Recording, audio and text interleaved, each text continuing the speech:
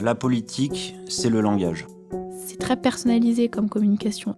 J'ai mis beaucoup de temps à comprendre ce que ça voulait dire écrire pour un élu. Comprendre la pensée, c'est ça le sujet. La place du conseiller presse, à la fois, c'est le pompier et c'est aussi celui qui va mettre en lumière ce qui est fait. C'est pas facile d'exprimer sa pensée, même quand on est un homme politique. Là, c'est vraiment la communication d'un homme ou d'une femme.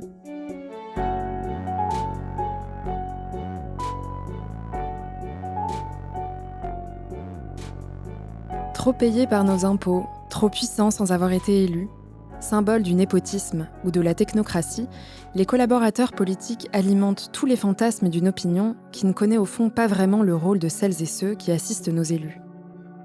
Pendant 3 ans, j'en ai rencontré des dizaines. Et certains ont accepté de me raconter la réalité de leur vie, la vie de celles et ceux qui travaillent dans l'ombre des politiques. Je suis Mao Chaudouet-Delmas. Vous écoutez Les Ombres, un podcast de Slate.fr.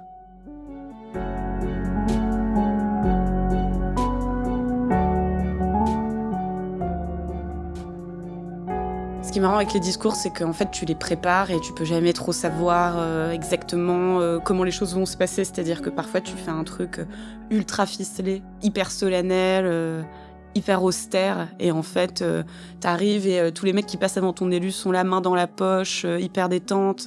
Et là, t'as un petit moment de panique où tu te dis, oulala, s'il arrive à dérouler son truc comme un bon élève sérieux au pupitre, à dérouler toutes les actions de la ville et le plan biodiversité des élus, 2018-2024, c'est pas possible, quoi. Mais en fait, ils savent improviser, mais tu peux pas toujours tout prévoir, quoi.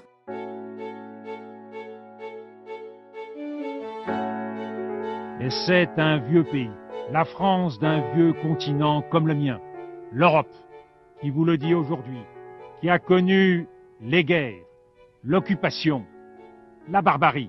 Un pays qui n'oublie pas et qui sait tout ce qu'il doit aux combattants de la liberté venus d'Amérique et d'ailleurs, et qui pourtant n'a cessé de se tenir debout face à l'histoire et devant les hommes.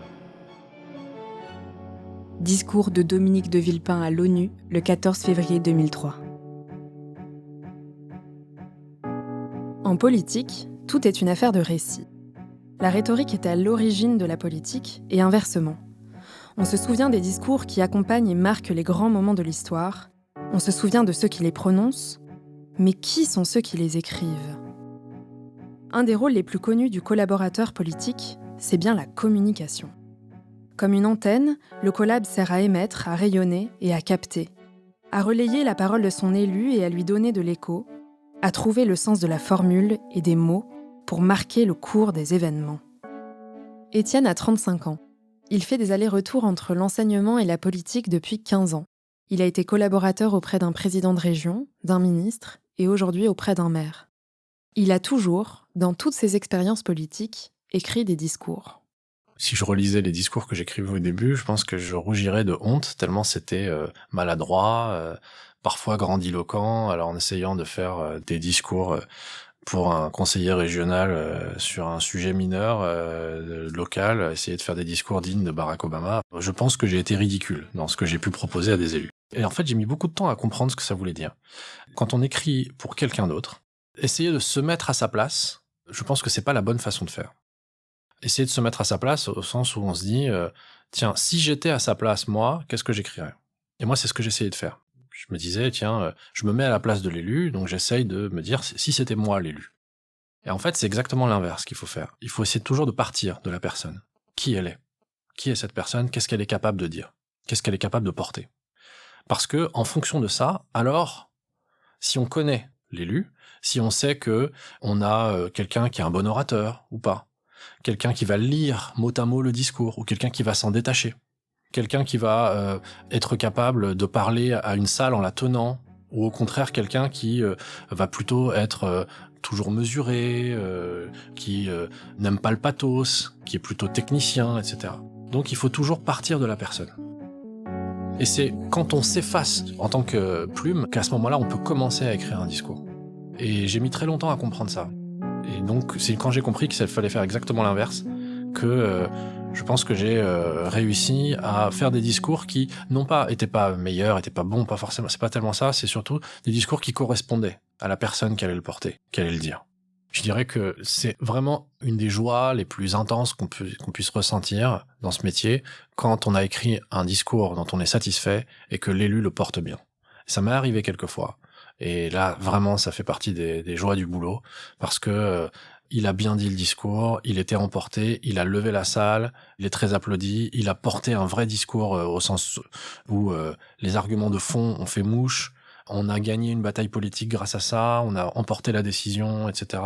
de l'Assemblée. Et ça, c'est vraiment très réjouissant. On se dit qu'on a été utile. Je suis resté 2 ans et demi. Je crois qu'il y a un seul courrier auquel j'ai pas répondu. À 30 ans, Christophe est en poste dans la finance solidaire.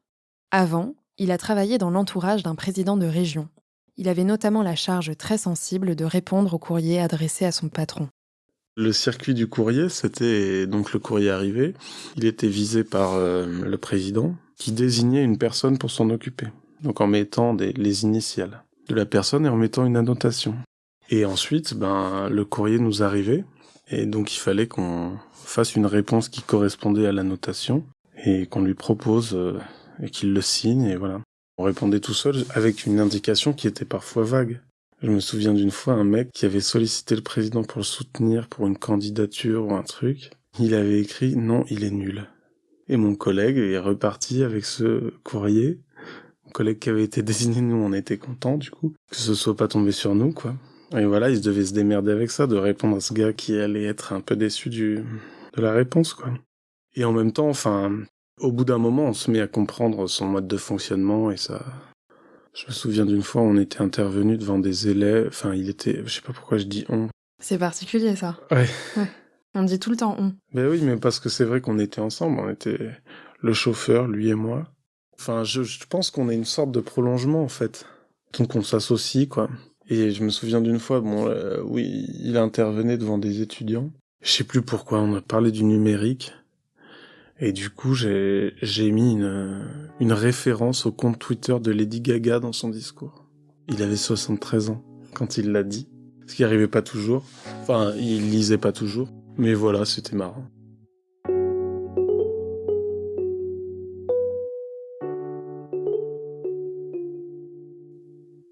La place de l'écrit est cruciale en communication politique pour déterminer la façon dont l'élu s'adresse à ses électeurs. Mais ça ne s'arrête pas aux grands discours et aux courriers officiels. Ultra exposés médiatiquement, les personnalités politiques s'entourent de conseillers en communication et de responsables presse. Ceux-ci ne font pas exactement le même travail que leurs homologues dans le secteur privé. Ils parlent sans cesse aux journalistes, parfois même directement à la place de leur élu, même sur des sujets ultra sensibles où toute phrase sortie de son contexte peut coûter cher. Mon métier, c'est d'expliquer ce qu'on fait de manière simple et de faire en sorte que le feu n'arrive pas jusqu'à la maison. François a 30 ans, il a été responsable presse d'une collectivité, puis du Parti socialiste. C'est très particulier.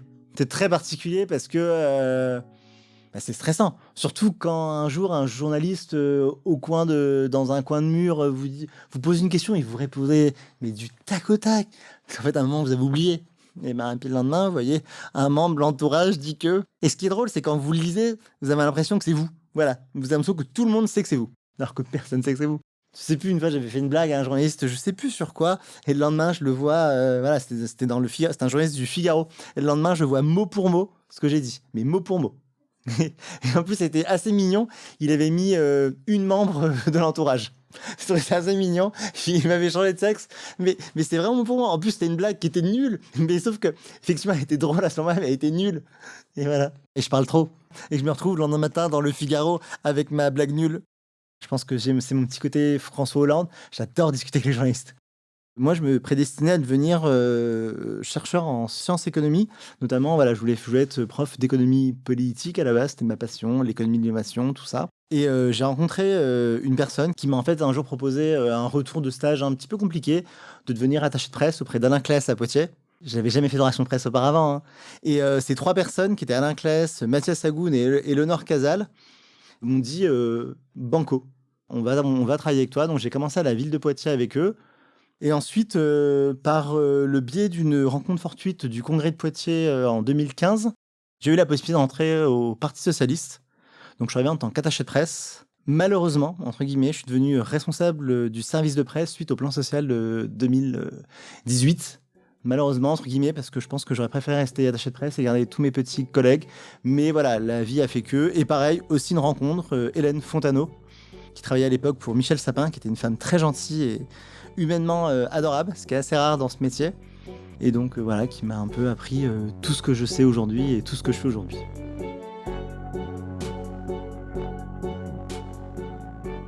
Si j'avais pas fait d'erreur, je pense que j'aurais jamais fait de rédaction de presse. Je pense qu'on ne fait que des erreurs ou pas, mais oui, je pense que j'ai sans doute déjà fait des erreurs. Et peut-être que sur des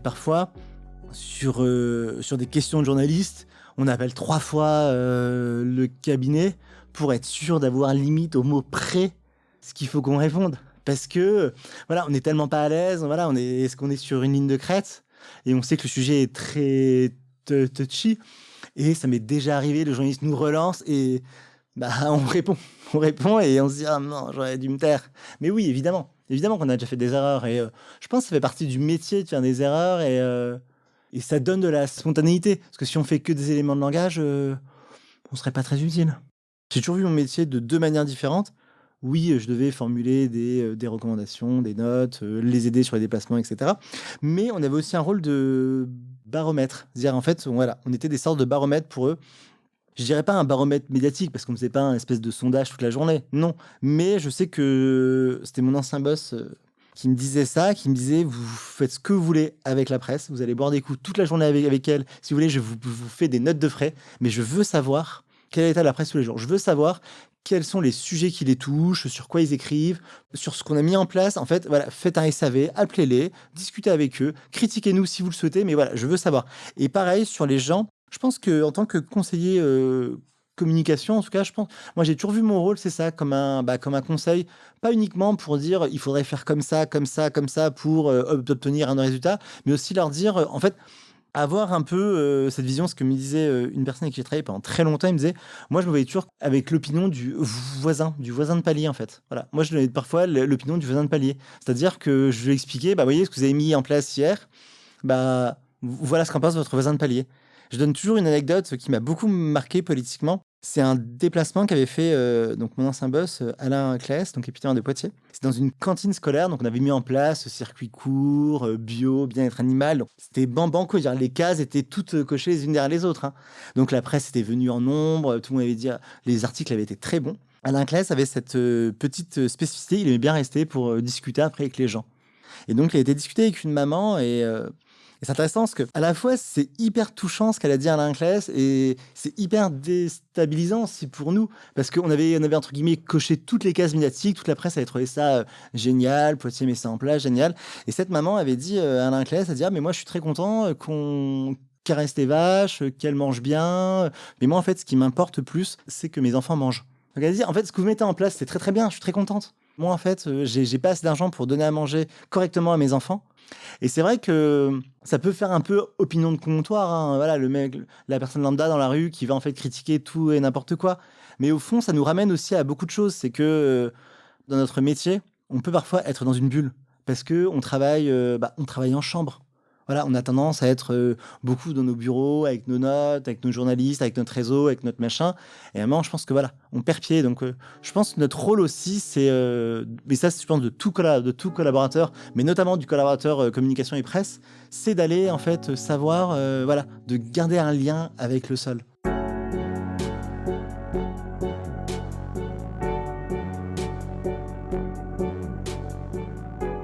La politique, c'est le langage. Pour moi, tout part des mots. Et la politique, c'est dire des mots et ensuite les exécuter. Jonathan a derrière lui 15 ans de vie politique et de militantisme. Ancien conseiller ministériel, ancien salarié d'un parti et d'un conseil régional, il dirige désormais le cabinet d'un adjoint parisien. Et donc pour moi, la question du langage et même de la com, elle se réduit pas à des outils ou à des techniques de communication. Elle est vraiment au cœur de l'exercice du politique parce que la politique, c'est décider ensemble de ce qu'on veut faire, d'un projet de société, et ça passe forcément par le dialogue, par l'échange, par un processus délibératif. Donc la communication, c'est pas pour moi quelque chose qui est à côté de la politique, de la décision, c'est quelque chose qui est vraiment au cœur du travail. Et c'est pour ça que moi je pense que tout collaborateur d'élu doit faire de la com dans le sens où tout collaborateur d'élu doit se poser la question du récit de l'action publique. Après, effectivement, il y a quand même certains exercices qui nécessitent des techniques, de l'entraînement, notamment ce dont tout le monde a entendu parler, les éléments de langage, qui reviennent finalement à se poser la question. C'est assez noble, souvent c'est intéressant, les éléments de langage, tout le monde en parle avec beaucoup de mépris. Au fond, c'est un exercice qui est tout à fait noble de se dire comment on fait en sorte de faire comprendre au grand public son orientation politique ou son action. C'est quelque chose d'absolument nécessaire aujourd'hui. Donc les éléments de langage, quand c'est de la langue de bois, ça énerve. Mais les éléments de langage, c'est nécessaire pour faire comprendre une action ou une orientation. Pour moi, ce qui est au cœur de la com en politique, c'est le langage. On voit le poids des discours quand on voit l'attrait d'un Jean-Luc Mélenchon. Il repose essentiellement sur sa capacité oratoire, ses qualités de tribun. Et c'est pas parce qu'ils ont inventé le meilleur site internet ou les hologrammes ou quoi. C'est avant tout parce qu'il a un rapport au langage qui est extraordinaire en réalité, quoi qu'on pense de ses idées.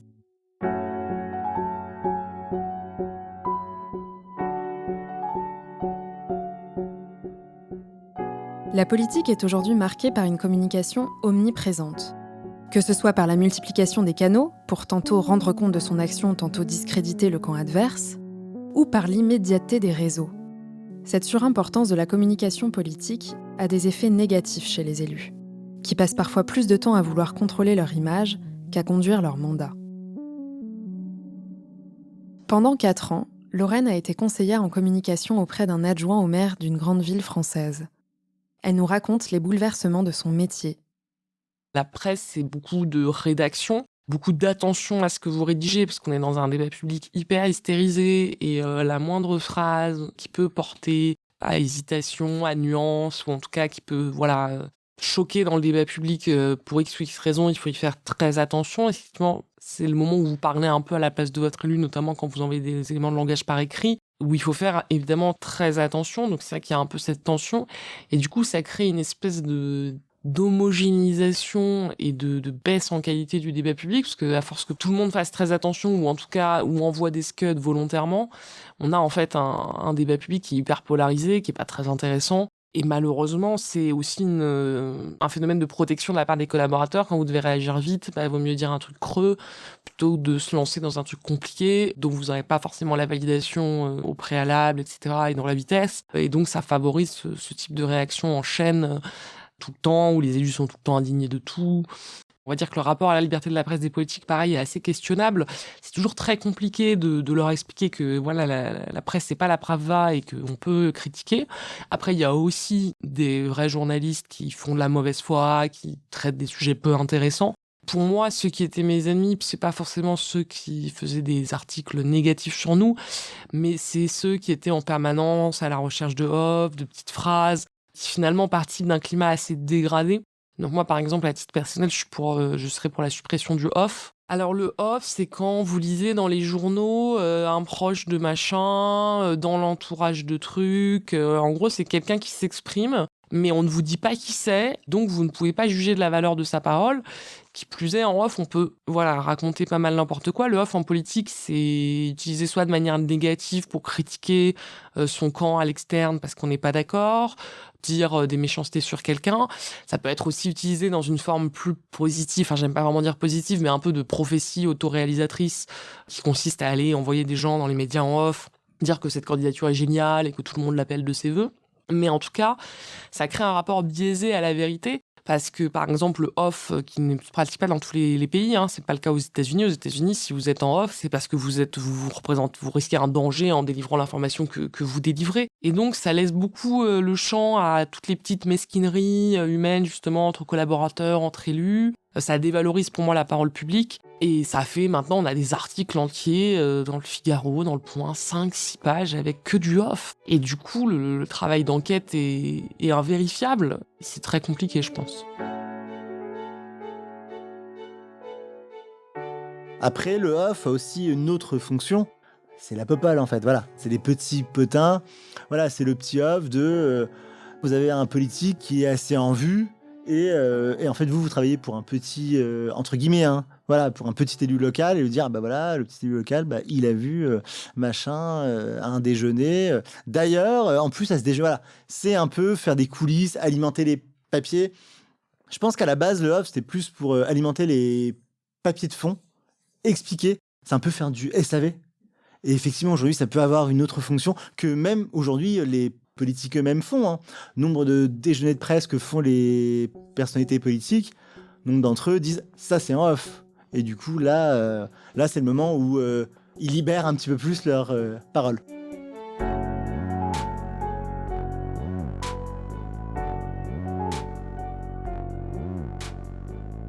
Vous venez d'écouter Les Ombres, un podcast de Mao Chodoué-Delmas, produit et réalisé par Slate.fr sous la direction de Christophe Caron et Benjamin Septem-Ours.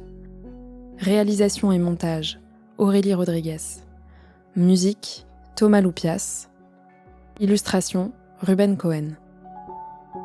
Retrouvez tous les épisodes de ce podcast sur Slate Audio ou sur votre plateforme de podcast préférée.